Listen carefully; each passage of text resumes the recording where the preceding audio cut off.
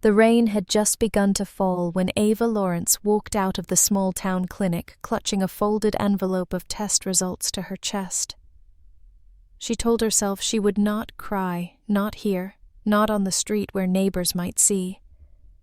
But her heart felt heavy, as if the sky itself had lowered onto her shoulders. Inside the envelope was a single truth she had tried to deny for years: she would never bear a child of her own. Her husband Daniel had been waiting for answers too. He wanted an heir, a child to carry his family name, someone to continue the proud lineage he talked about so often at the dinner table. Ava loved him once, perhaps still did, but she knew what this result would mean to him. And she was not wrong. When she came home that night and placed the results in his hand, he read them without a word, his jaw tightening. He looked at her, not as a wife, but as a burden, and in that silence, Ava already heard the sound of a door closing between them. The weeks that followed were crueler than the rain. Daniel grew distant, often away at work, or visiting relatives who whispered too loudly about Ava's deficiency. His mother, sharp-tongued and proud, made sure Ava felt the sting of every remark. "A Lawrence woman is supposed to bring life into this house," she said one evening, her eyes gleaming coldly. "If you cannot, then what are you here for?" Ava had no answer. She cooked, she cleaned, she tried to smile, but her heart broke a little more each day. The house that was supposed to be her home felt like a prison with polished walls. Then one night, as she carried a bag of trash to the alley behind the garden, she heard a sound. It was faint, almost lost under the hiss of rain, but it was there. A cough, a shiver, the soft whimper of someone trying not to be heard. Ava froze. In the shadows beneath the dripping eaves sat a boy no older than 12, his clothes torn, his skin pale with cold, his arms wrapped tightly around his knees, as if he could make himself disappear. Their eyes met, and Ava's breath caught. There was no defiance in the boy's gaze, only fear, and something deeper exhaustion, the kind that belonged to someone who had been wandering far too long. "Hey," she whispered, kneeling down so as not to frighten him. "What are you doing here?" The boy flinched, ready to run, but his legs trembled so badly he stayed in place. I'll go. Don't call the police. Please." His voice cracked hoarse with hunger. Ava's instinct, the same one that had been aching for a child she could not have surged within her. "You're freezing," she said softly. "Come inside, just for tonight." He shook his head quickly. "No, they'll be mad. I'll get you in trouble." She looked back at the silent house. Daniel would indeed be furious, and his mother would scorn her even more. But when she turned back to the boy, she no longer cared. Something about him, his fragile shoulders, the way his fingers dug into his arms, as though holding himself together, lit a fire in her chest. "I'm not letting you stay out here like this," she said firmly. "You'll catch your death." Without waiting for permission, Ava opened the side door and gestured. The boy hesitated, his lips quivering, then slowly rose to his feet. He followed her inside, dripping water across the floor, eyes darting as though expecting to be struck. That night, Ava gave him dry clothes, a blanket, and a bowl of warm soup. She learned his name was Noah. He had no home, no family, at least none who cared enough to keep him safe. He had been wandering from street to street, sleeping where he could, begging when he dared. For the first time in months, Ava felt something bloom in her chest. It was not pity, but a fierce tenderness.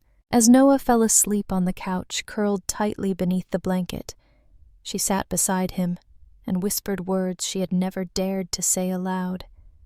Maybe I can't be a mother by blood, but I can still be one by heart.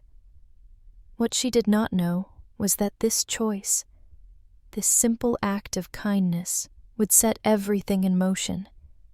It would bring her to the edge of ruin, cost her the home she had built, and make her an outcast in her own family.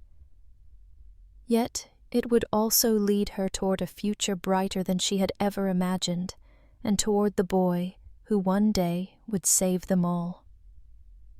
Ava woke before dawn, the house still and gray, the kind of quiet that makes every breath sound too loud.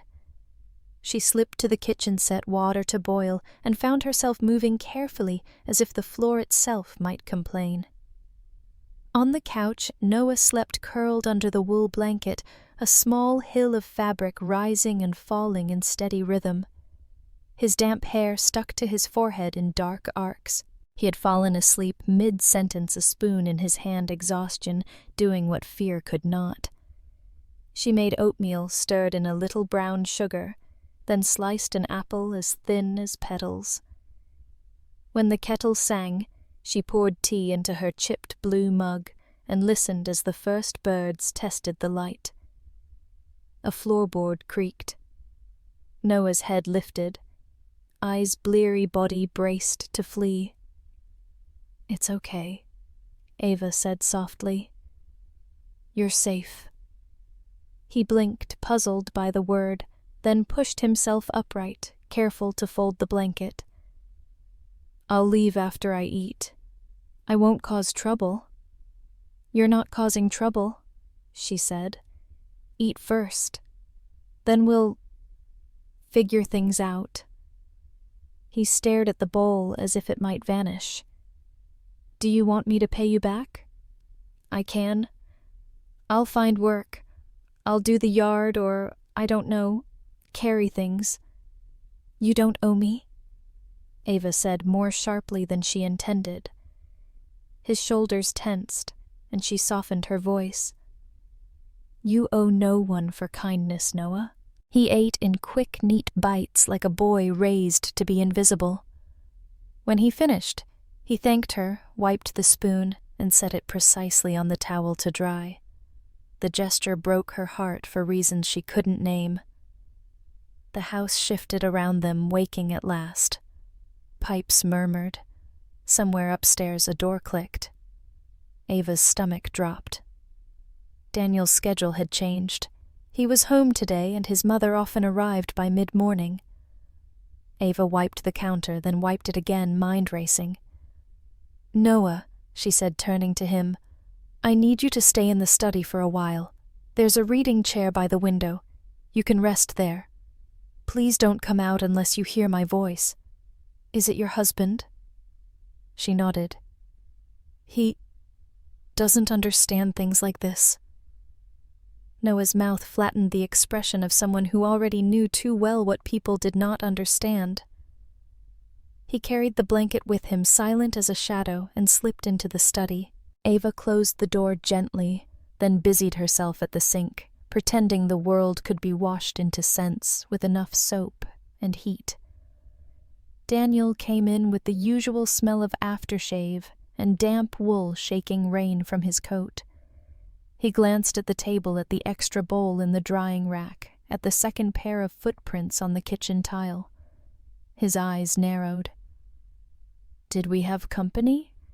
"Just me," she said lightly. "I was hungry. You never eat that much." He lifted the blanket from the back of the chair, the one Noah had used and forgotten. "What is this?" "A blanket," she said. "It was cold last night."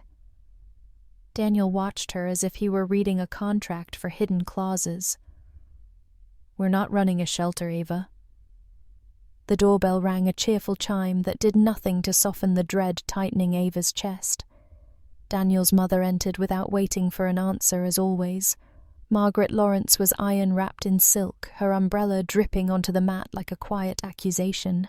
I brought scones, she announced, kissing Daniel's cheek and ignoring Ava. Where's the good china guests might arrive? Ava found plates, arranged the scones, placed them in the center of the table with hands that shook despite herself. She tried not to glance toward the study. She tried to breathe. Margaret's gaze swept the room, catching details like burrs. What a mess, she said pleasantly. And what is this? She plucked a thread from the blanket Daniel still held. Dog hair. No, Ava said. Just lint. Margaret set down her handbag unlatched and removed a silver bracelet, old and heavy, a family piece she liked to show more than wear. She placed it on the counter, then peered into the hallway. When are you two going to stop pretending everything is fine, Daniel? You look tired. And you, she said, turning to Ava. You look guilty. Of what, I wonder? We're fine, Daniel said. I'm reviewing some letters from the firm. He crossed to the study door. The distance was 5 steps. Ava counted them in her head, each one a burn. She moved to intercept too slow. Daniel opened the door. Noah stood by the window blanket, folded over his arm, eyes wide. He didn't run. He didn't speak. He simply stood very still and let himself be seen. The silence that followed was like the moment before glass shatters. What Daniel said, each word clipped, is a stranger doing in my house. Ava stepped between them, the motion instinctive, as ancient as fire. He's a boy. He was sleeping outside in the rain. I brought him in. Without asking me. Daniel's voice was flat, then sharp. In my home, without asking. It's our home, she said quietly. Our name is what pays for it. Margaret appeared in the doorway behind him, her expression blossoming into outrage. This is unacceptable. There are shelters for that sort of problem. You cannot invite vagrants into a respectable home. Noah's jaw worked, but he said nothing. He tightened his grip on the folded blanket and fixed his gaze on the rain-smeared glass. Ava felt something inside her snap and reform. He's not a problem, she said. He's a child. Daniel raked a hand through his hair. He could steal. He could be dangerous. At that, Noah flinched, and Ava wanted to gather him into her arms and shield him from every careless sentence ever spoken. He hasn't stolen anything, she said. He ate breakfast. He rested. That's all. Margaret's eyes gleamed, pleased to find ground she knew. She reached for the counter, then gasped. My bracelet. Where is it? Ava blinked. The silver bracelet she had seen moments ago was no longer beside the scones. For an instant no one breathed. Then both Lawrence's faces turned toward the boy. I didn't, Noah said swiftly, hands lifting as if to show they were empty. I didn't take anything. Check his pockets, Margaret hissed. Call the police. Ava moved first. She walked to Noah and held out her hands. May I? He nodded, cheeks burning. She patted the blanket, the too large borrowed coat, the thin pockets. Nothing. She crouched and searched the space by the chair beneath the window seat under the rug edge. The bracelet lay half hidden at the baseboard, knocked there perhaps by the sway of the curtain. She picked it up cold and heavy in her palm. It fell, she said, lifting it so they could see. A beat passed. Daniel's shoulders dropped an inch. Margaret took the bracelet, her mouth tightening around a new plan. Accidents happen, she said, but her eyes promised they were not finished. Noah swallowed. I should go. You should, Daniel said. Immediately. Ava stood. He leaves when the rain stops. I'll walk him to the shelter myself, and I am not throwing him into a storm because it offends your sensibilities." Daniel stared at her as if seeing a stranger. "You are not making decisions for this family." "I am making a decision for my conscience," she replied, voice low. "If that troubles you, consider what that means." He laughed once without humor. "Consider this, Ava. If you insist on playing mother to every stray that wanders by, do it somewhere else." The words hung there different from all the other small humiliations. They had shape, weight, a verdict. Margaret stepped in, gentle as a blade. "He's right. If you cannot fulfill the role of a Lawrence wife, you should find a place where your impulses won't embarrass us." Ava felt the ground tilt. She looked at Noah, at the boy who had learned to fold blankets like apologies. She looked at Daniel, who was already reclaiming the space of the room with his shoulders squared. She looked at the window where rain striped the view into narrow truths. "Fine," she said.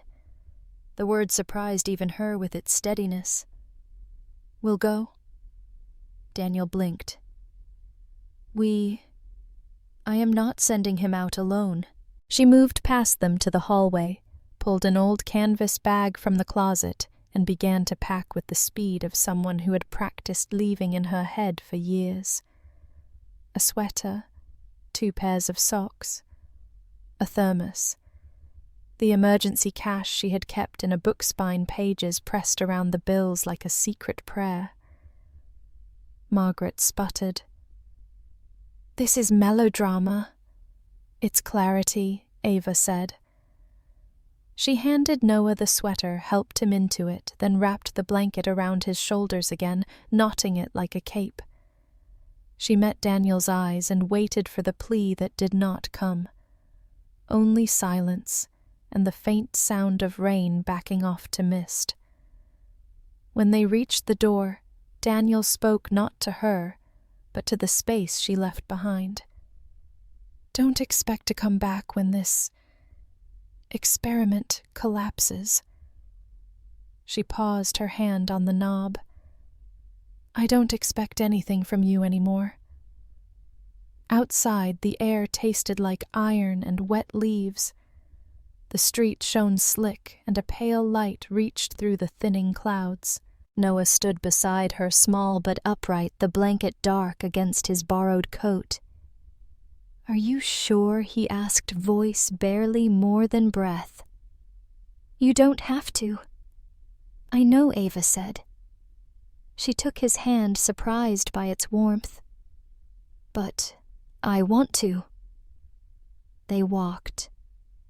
Past the garden hedge and the neat rows of roses Margaret pruned into obedience. Past the mailbox painted with a family name that no longer felt like hers.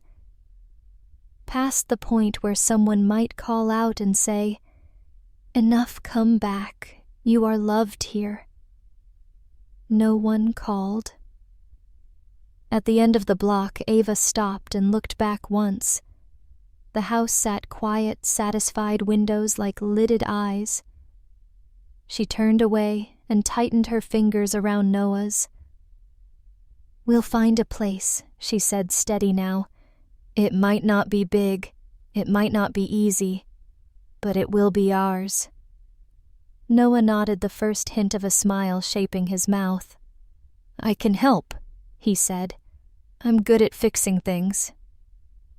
Ava believed him, though she didn't know why.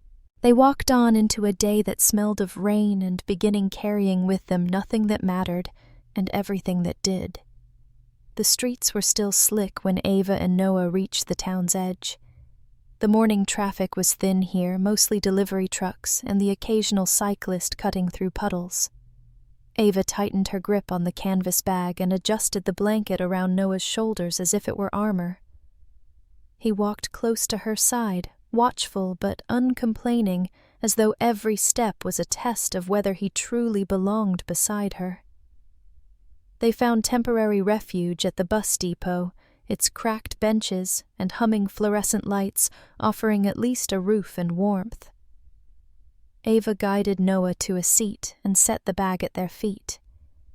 A janitor shuffled by with a mop, gave them a glance, then looked away uninterested. The world was full of people who didn't want to see. Ava bought 2 tickets to nowhere in particular, just the next town over, and 2 paper cups of hot chocolate from a machine that rattled ominously before spitting out liquid. Noah cradled his cup as if it contained treasure. "You don't have to keep me," he said, suddenly eyes on the steam. "People don't. They decide after a while it's too much trouble." Ava leaned back, letting the hard bench press into her spine. "You're not trouble. Circumstances are. People who don't know how to care are. But not you." He didn't answer right away. Finally, he said, "I used to think if I learned enough skills, someone would keep me, like a dog that can sit and stay. I can fix things, like I said. Radios, bikes. Even helped with plumbing once. But no one wanted me long." The words settled heavy in her chest. "I want you," she said firmly, "even if I have no idea what I'm doing." Noah's eyes flicked up, a startled gleam there and then back down. It was the first spark of belief she'd seen. The bus came with a growl, brakes, hissing doors sighing open. They boarded, choosing seats at the back. The ride was bumpy, the windows streaked with raindrops and dust, but outside the town blurred into fields and barns and long stretches of trees. Ava breathed easier as distance grew between them and the Lawrence house. Hours later, they stepped off in a town smaller, rougher, but anonymous. No Margaret, no Daniel, no accusing eyes, just weathered brick buildings, the smell of fried food drifting from a diner, and the low murmur of locals moving through their morning. "Where now?" Noah asked. "We find work," Ava said, "and a place to sleep, one step at a time." The diner took her first. The manager, a tired woman named Claire, looked Ava up and down, listened to her polite request, and said, "Can you carry trays without dropping them?" "Yes." "Then start tonight. Pay's not much. Meals included. Don't be late." It was that simple, and Ava almost cried from the relief.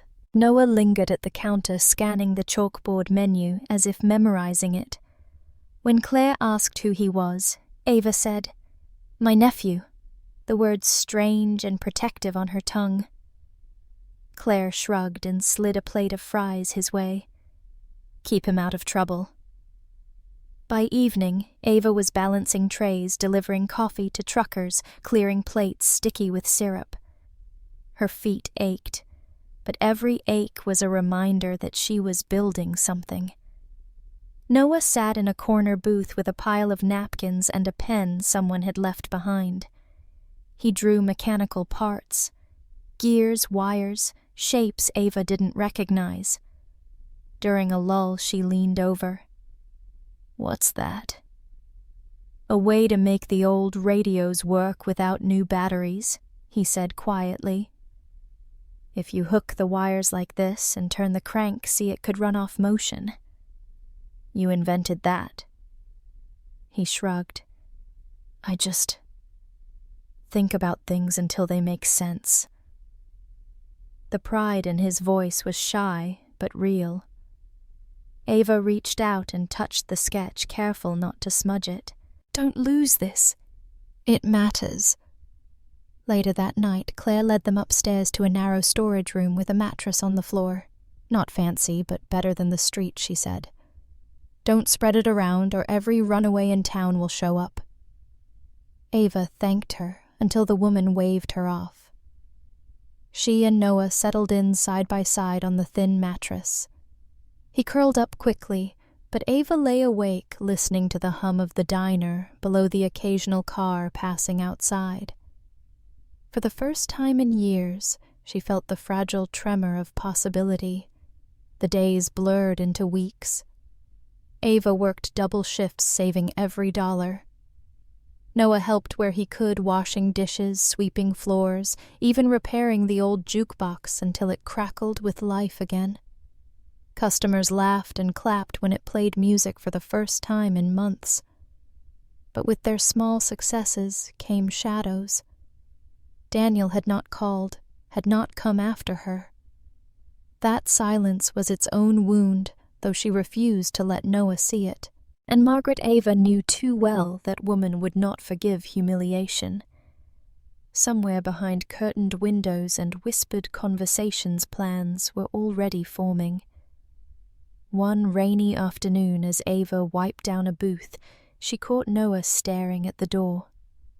Body tense. A man had entered, a stranger with sharp eyes, a leather jacket creased from years of wear. He ordered nothing, just leaned against the counter and scanned the room. His gaze lingered too long on Noah. Ava's skin prickled. She moved between them, tray in hand, like a shield. "Can I help you?" she asked. The man smiled, slow and humorless. "Just looking. Heard there's a boy here who's good with his hands. Real good. People pay for talent like that." Noah stiffened, his face pale. Ava's grip tightened on the tray. The fragile safety they had built was already under threat. She met the man's eyes, steady and cold. "You heard wrong. Drink something or leave." His smile widened, but he lifted his hands in mock surrender. "Suit yourself. But talent has a way of being found." He left with the jingle of the doorbell, but his words lingered heavy and sour. Noah whispered, "He knows me." Ava crouched, so they were eye to eye. "Then we'll protect you. Together." The boy swallowed hard, but he nodded. For the first time he leaned against her shoulder, small and trembling. Ava wrapped an arm around him, promising silently to stand against whatever came next. The world outside might still be ruthless, but inside this fragile circle, they were no longer alone, and that Ava thought was the beginning of family. The rain had eased by morning, but Ava's nerves had not. She kept replaying the stranger's words, the way his gaze had pinned Noah like a specimen. Whoever he was, he knew something about Noah, about his skills, and that knowledge could not be good. At breakfast in the diner, Noah was unusually quiet. He picked at his toast eyes, flicking to the window whenever footsteps passed outside. Finally he whispered, "He wasn't wrong. I did work for men like him before, fixing things in the back of garages, sometimes in warehouses. They said I was useful, but when I asked for money, they'd laugh. Sometimes they'd hit me. Once they locked me in until I finished a job." Ava set down her cup, anger surging hot in her chest. "That won't happen again, not while you're with me."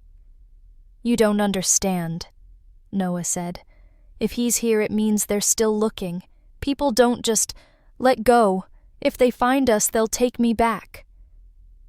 "And you?" He stopped, his throat tightening. "And me? What? They'll hurt you to make me stay." Ava reached across the table, covering his trembling hands with her own. "Then we'll stay 2 steps ahead. We'll choose where we go. Not them." That afternoon she finished her shift early and walked Noah through the town, mapping exits in her mind, bus stations, train tracks, back roads. But before they made any decisions, life offered them an unexpected opening. Claire, the diner manager, cornered Ava by the sink. "You're good with people," she said. "One of my cousins runs a boarding house on the other side of town. Cheap rooms, not fancy, but better than a storage closet. I can put in a word if you're interested." Ava's heart leapt. A real room. A door with a lock. Yes. Please. By the week's end, they had moved into the boarding house, a creaky 3-story building that smelled faintly of varnish and onions. Their room had 2 narrow beds, a dresser missing 1 drawer, and a window that looked out onto the street. To Ava, it was a palace.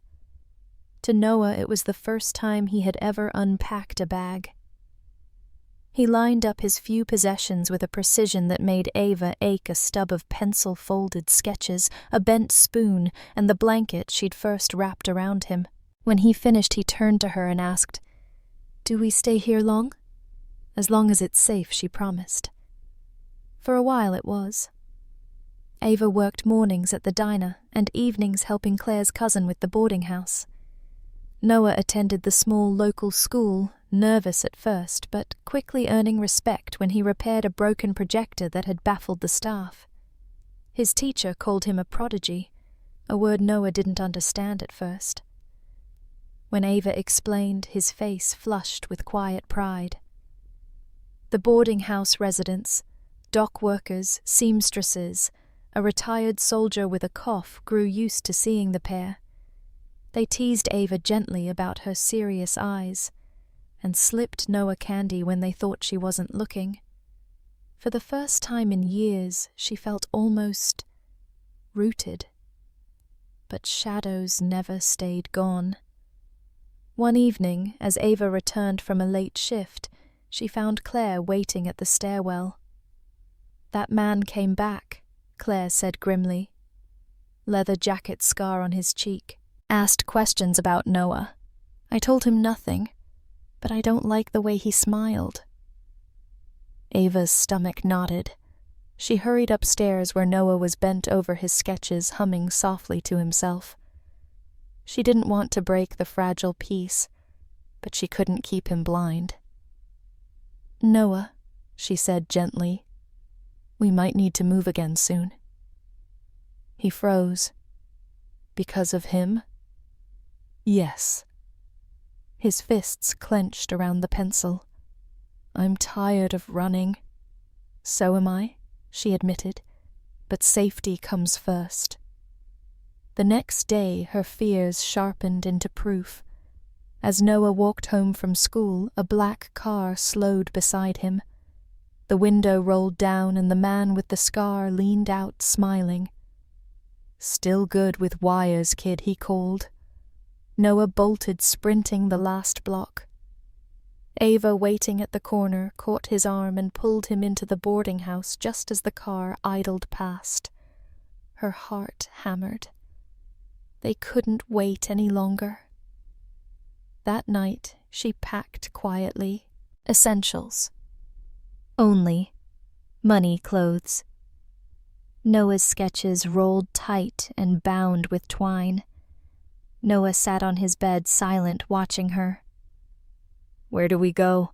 he asked finally. "Someplace they won't think to look." "Do you know one?" She hesitated, then nodded. "The Lawrence estate is predictable. They think I'll crawl back if I fail. But my sister, your aunt, really lives 2 towns east. She won't turn us away." Noah tilted his head, curious. "You never mentioned her." "She lives quietly," Ava said. "Not part of their world." When dawn came, they slipped away, blending into the steady stream of commuters. At the station, Ava bought tickets with cash and led Noah to a corner bench. As the train pulled in, she exhaled a breath she hadn't realized she was holding. But before they could board, a voice cut through the crowd. "Ava." She spun. Daniel stood a few paces away, raincoat damp, Margaret looming at his side like a shadow, his eyes fixed not on her, but on Noah. The boy stiffened, clutching her hand. "You're coming home," Daniel said. His voice was calm, but there was steel beneath it. This charade has gone far enough. Margaret's gaze slid over Noah with cold disdain. That boy will ruin you. End this now. Ava drew herself up, every nerve alight. I already ended it. The night we left. You don't understand what you're doing, Daniel said, stepping closer. You're destroying everything for what? Stray? For family, Ava said simply. The whistle blew. The train doors opened. She tightened her grip on Noah and stepped onto the carriage, leaving Daniel and Margaret behind on the platform.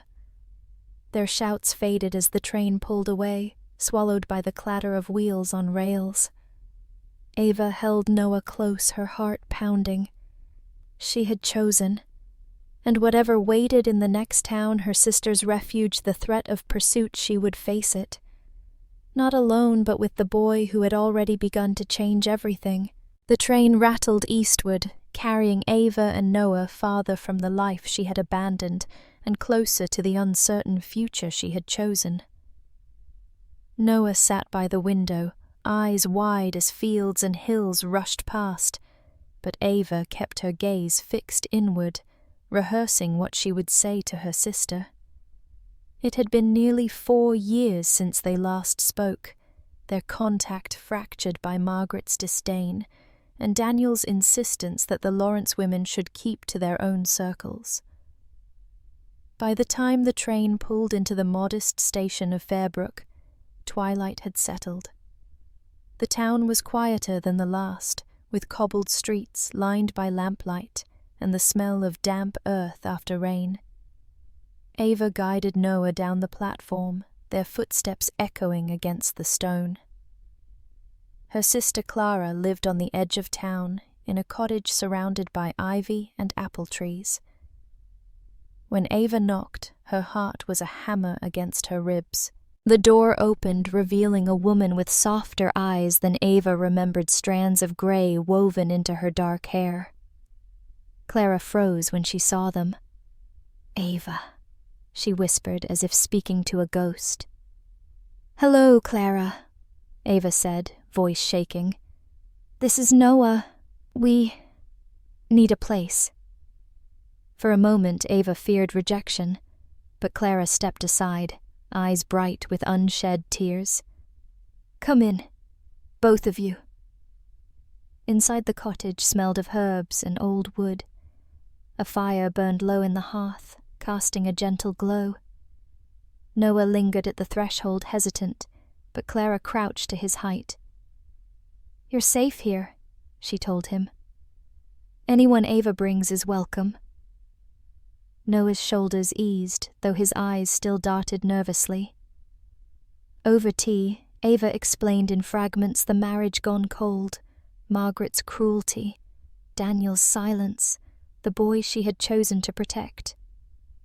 Clara listened without interruption, only nodding her hand covering Ava's once. "You always carried too much alone," Clara said softly. "Now at least you don't have to." For the first time in weeks, Ava allowed herself to sleep deeply. Noah curled in a blanket at her side. The following days brought a fragile rhythm.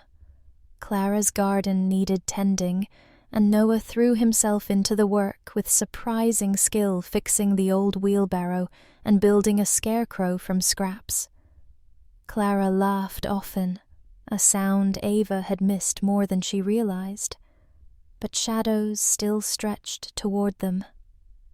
One evening Clara returned from the market pale and tense. There were men asking about a boy, she said. "A boy who fixes machines. They showed your description, Ava." I told them nothing but... Noah froze, a carrot dropping from his hand. "They'll find us again." Ava's stomach twisted. "Not if we're careful."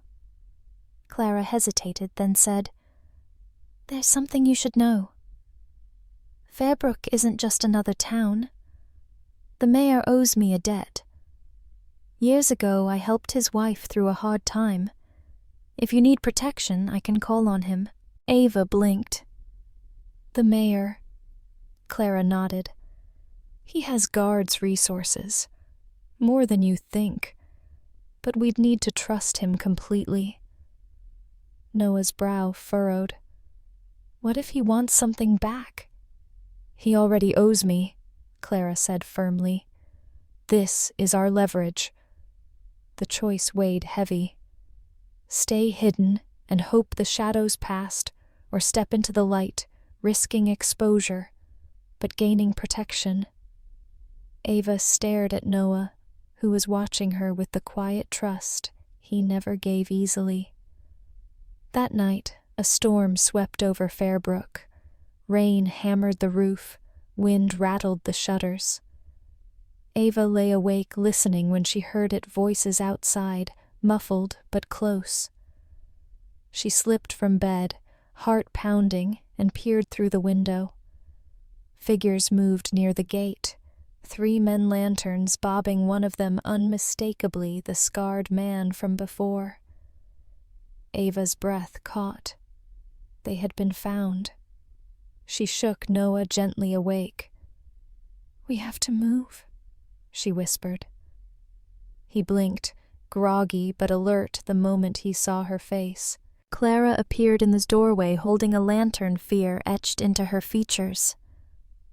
"They're here," Ava said. Clara's jaw tightened. "Then it's time to decide, do we run again or do we fight?" The men's footsteps crunched closer, the glow of their lanterns slicing through the rain. Ava's choice would change everything. She reached for Noah's hand, her other clutching Clara's. "We fight," she whispered. "But smart." The storm outside roared like an omen. Rain lashed the windows. Wind howled through the apple trees, and thunder cracked so loudly the old cottage seemed to tremble. Yet through the chaos, Ava could hear the steady crunch of boots on wet gravel, the murmur of men's voices drawing closer. Noah clutched her hand tightly, his eyes wide but unblinking. Clara set her lantern on the table and moved with surprising steadiness for someone who hadn't faced danger in years. She crossed to a cabinet, pulled open a drawer, and revealed a small iron key. "This locks the back cellar," Clara said. "It leads to an old tunnel my husband built during the war. It opens out by the river. If you run now, they'll never catch you." Ava shook her head. "And if we keep running, they'll follow again and again. Noah will never know peace." Noah whispered, "I don't want to hide. Not anymore." His voice trembled, but his chin was raised. "I'm tired of being a secret." Clara studied him for a long moment, then nodded. "Then we don't run. We make a stand." The men's voices grew louder. A sharp rap came at the front door. "Ava Lawrence." The scarred man's shout cut through the storm. "You've got something that doesn't belong to you. Send the boy out and no one gets hurt." Ava's pulse hammered. She glanced at Clara, who gave a faint, grim smile. "The mayor owes me, remember. If we can hold them off long enough, I can get word to him. His men will come." "How do we send word?" Ava asked. Clara raised the lantern. "Through the church bell. 1 ring at this hour, in this weather it will bring him.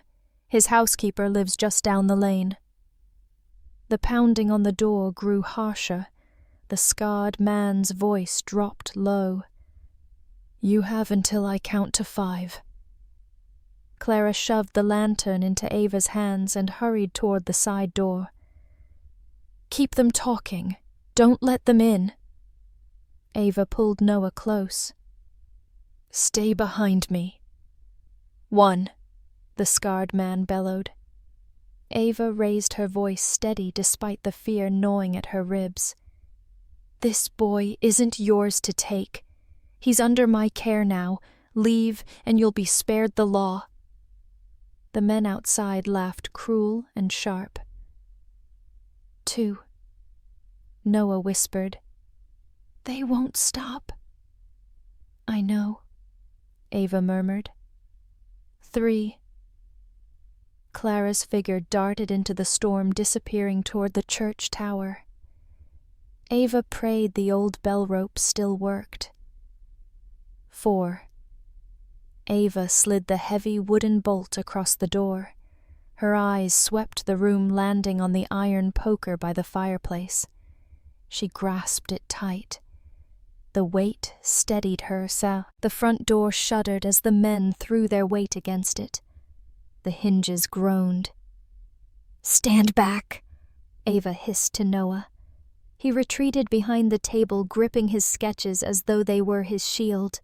The door cracked. A hand forced through, fingers clawing for the bolt. Ava swung the poker, striking hard. The man cursed and withdrew, blood smeared on the wood. Another crash. The door burst open, rain slashing in with the intruders. 3 of them, scarred man at the front, 2 others hulking behind. Their eyes gleamed with greed and something darker.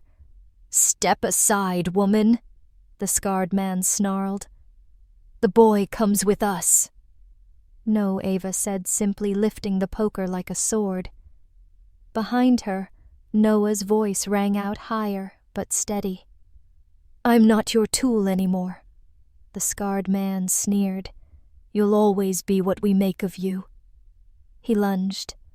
The room exploded into chaos, shouts, the clash of wood against iron, thunder shaking the rafters. Ava fought with every ounce of strength, each swing of the poker driven by fury stronger than fear.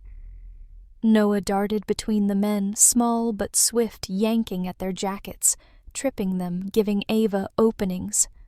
Then above it all, the sound rang out a single echoing toll of the church bell. Once, twice, then thrice the notes carried across the storm like a summons. The men froze, faces paling. The mayor's men, one hissed. The scarred man snarled. "Finish it quick." But even as he spoke, boots thundered down the lane. Lanterns bobbed through the rain, 6 figures in the mayor's colors, rifles glinting. The intruders cursed, shoving past Ava, retreating into the storm. The scarred man lingered a heartbeat longer, eyes burning into hers. "This isn't over," he promised before vanishing into the night. Ava collapsed against the doorframe, chest heaving. Noah rushed to her side, clutching her arm. "You didn't let them take me," he whispered. "Never," Ava said hoarsely, pulling him close. Moments later, Clara burst back in drenched but triumphant, flanked by 2 guards. Relief softened her features as she saw them standing safe. "They'll be hunted," Clara said firmly. "The mayor won't let men like that plague Fairbrook." But Ava knew better. The scarred man's promise wasn't empty. He would return. And next time it might take more than courage and a church bell to stop him. Still, as Noah leaned into her side and Clara stood watch at the door, Ava felt the fragile spark of hope. They weren't just running anymore. They had allies, a place willing to fight with them. For the first time it felt less like survival, and more like the beginning of a war they could win. The morning after the storm, Fairbrook woke to whispers. News traveled fast in small towns, and by the time Ava and Noah stepped out of Clara's cottage, neighbors were already gathered in clusters, speaking in hushed tones. The church bell had rung in the dead of night, guards had raced through the rain, and men with lanterns had fled into the darkness. Everyone wanted to know why. The mayor himself arrived by midday, a tall man with a lined face and a measured stride. His guards flanked him as he entered Clara's cottage. Ava stood straight, Noah at her side, while Clara explained what had happened. You were wise to call on the bell, the mayor said, his deep voice calm but resolute. Fairbrook owes you, Clara. That debt remains unbroken. His gaze shifted to Ava. As for you and the boy, you've brought trouble with you, but you've also stood against it. Few have the courage to fight armed men with nothing but a fireplace poker. Ava flushed but said nothing. Noah, however, leaned forward. They won't stop, he said. His small hands clenched into fists. That man, he said so. They'll come again. For me. The mayor studied him, then gave a slow nod. Then we prepare. Fairbrook protects its own. Over the next weeks, Ava and Noah became part of the town in ways they never had elsewhere. Clara introduced them to neighbors. The seamstress measured Noah for clothes that actually fit. The blacksmith taught him how to handle tools safely. Every act of kindness stitched them into the fabric of Fairbrook. Noah flourished. He fixed broken lanterns for dock workers, mended the school bell, even helped repair the mill's old water wheel with an idea no one else had considered. People began calling him the clever boy admiration, replacing the suspicion he had endured in other places. Ava, too, found her footing. She worked alongside Clara in the garden, helped at the church, and assisted townsfolk whenever she could. For the first time, she felt less like a fugitive and more like a member of something larger, a community that saw her not as a failed wife, but as a woman of worth. But beneath the warmth, danger simmered. The mayor's guards patrolled the roads more often. Strange men were spotted at the edges of the woods, vanishing before anyone could approach. The scarred man's shadow lingered, a reminder that peace was temporary. One evening, as the sun dipped low, Noah approached Ava with a bundle of sketches. He spread them across the table, diagrams of gears, pulleys, and strange crank mechanisms. "I've been thinking," he said, earnestly. "If they come again, we can't fight them with just sticks and fists. But maybe we can outsmart them. Look, this design could power a gate lock, stronger than any bolt. And this one an alarm that rings when someone tries to cross the orchard wall." Ava traced the lines with her finger, marveling. "You thought of all this?" He nodded. "I don't want to keep running. If I can build things that keep us safe, then maybe we can stay."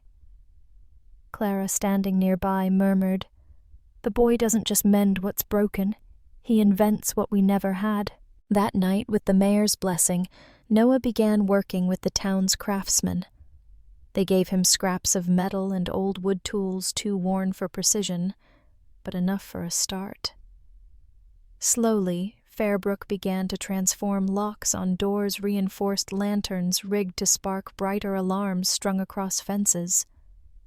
The townsfolk admired his skill, but for Ava, the pride was personal.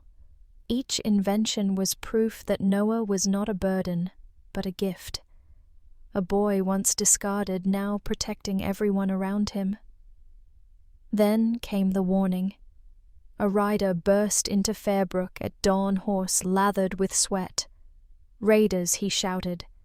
3 miles west, moving fast. Could be them. The mayor gathered the townsfolk in the square. Guards braced their rifles. Men and women armed themselves with axes and pitchforks, and Ava stood among them, Noah's hand in hers. "They'll come here," Noah said quietly, his voice steady despite the fear in his eyes. "They always do." Ava squeezed his hand. "Then let them. We'll be ready this time." As the sun rose, Fairbrook prepared for its first true test. Barricades were raised. Alarms set every heart pounding in unison. Ava looked at Noah. His shoulders squared, his jaw tight, and realized the truth. The boy she had once found shivering and homeless was no longer just surviving.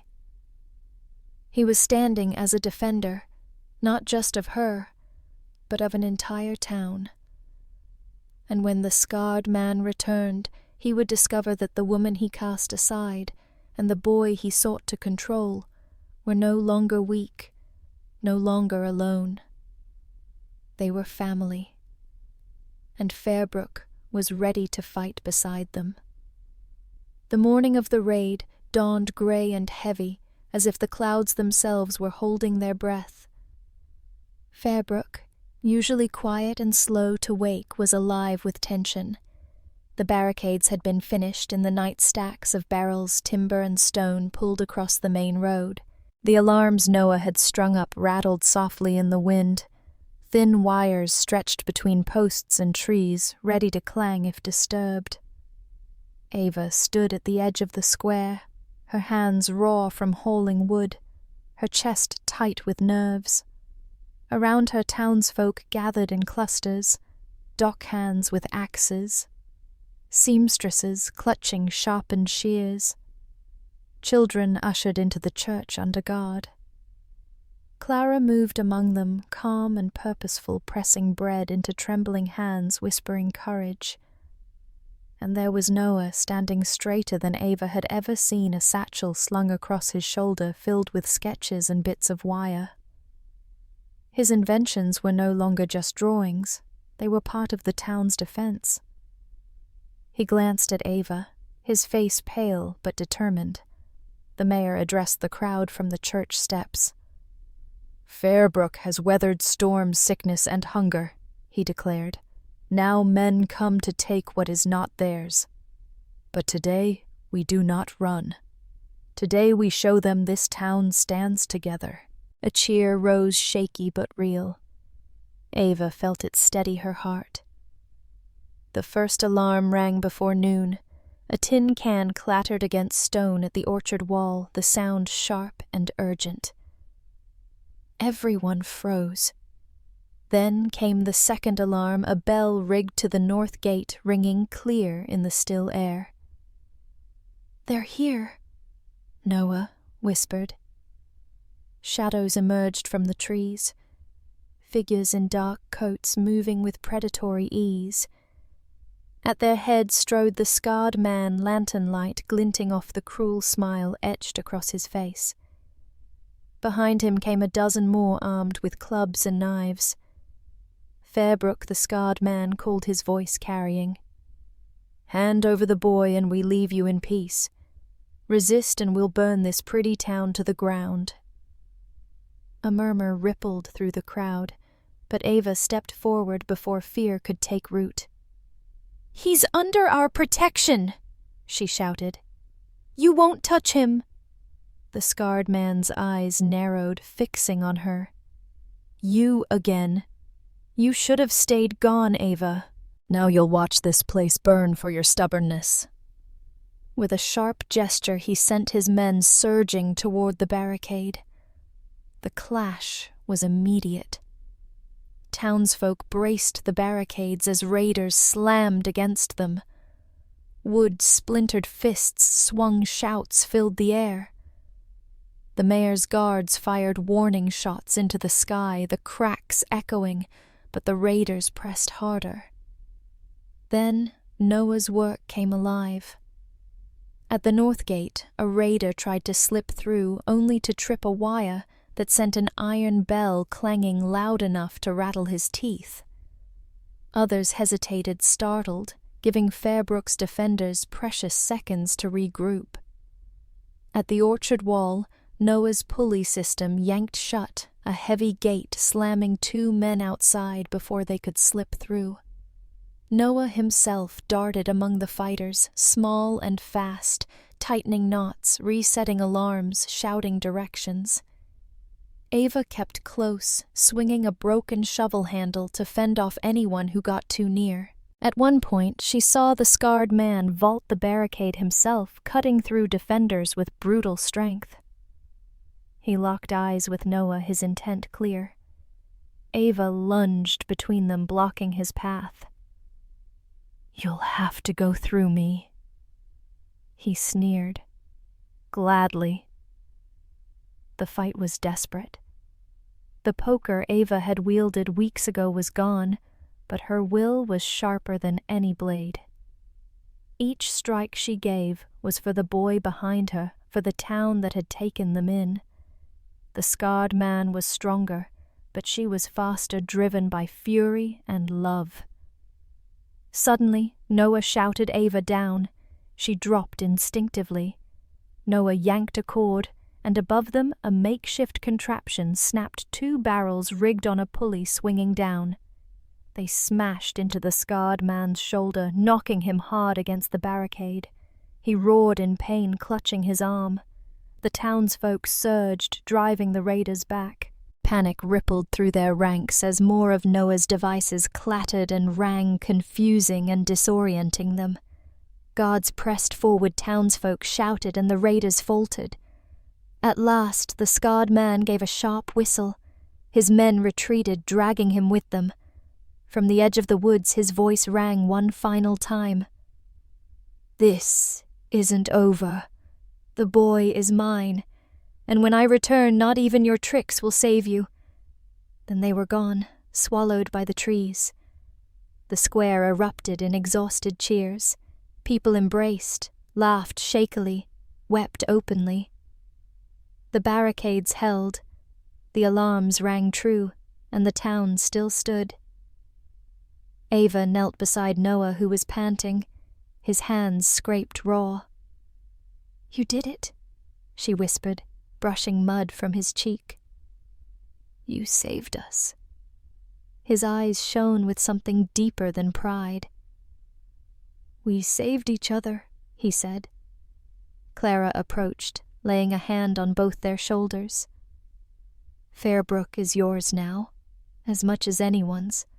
No one will call you outsiders again."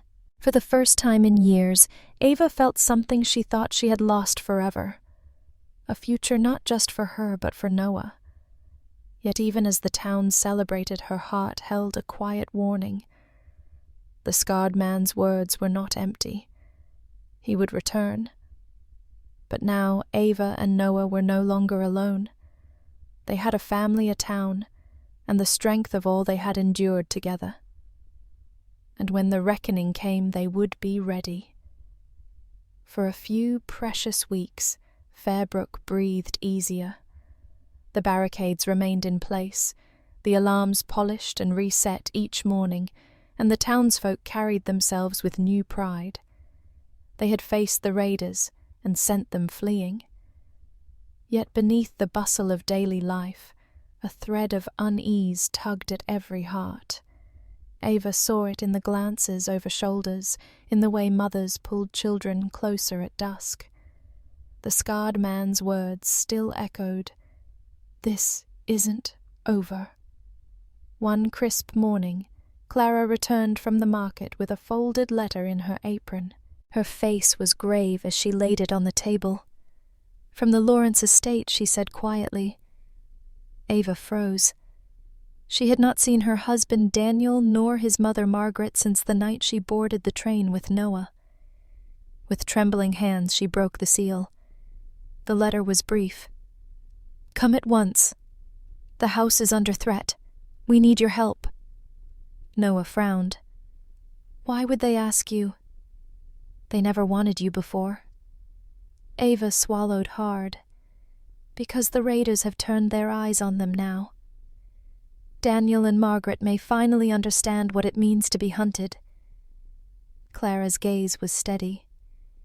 "If you go, it will not be as their cast-off wife. You go as Ava Lawrence of Fairbrook, the woman who stood her ground."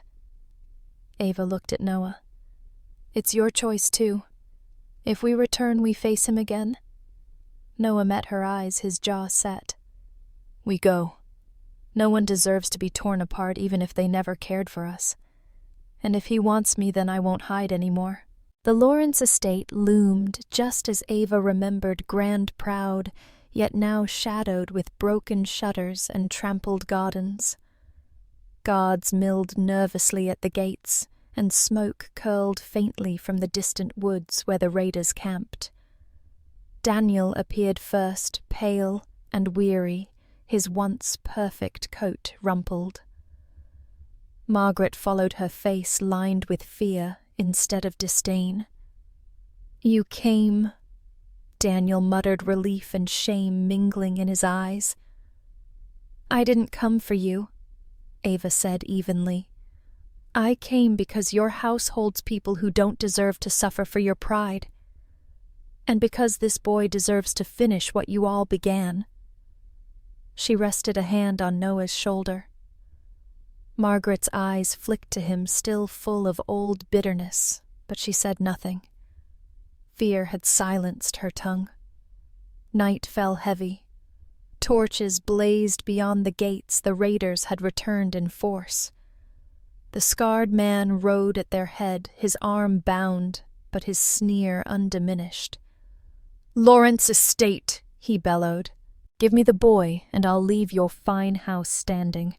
Refuse, and I'll burn it to ash." The gates shuddered as raiders threw themselves against them.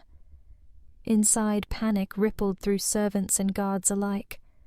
Ava stood firm, poker once more in her hand, while Noah moved quickly among the walls, securing wires and gears he had set earlier in the day.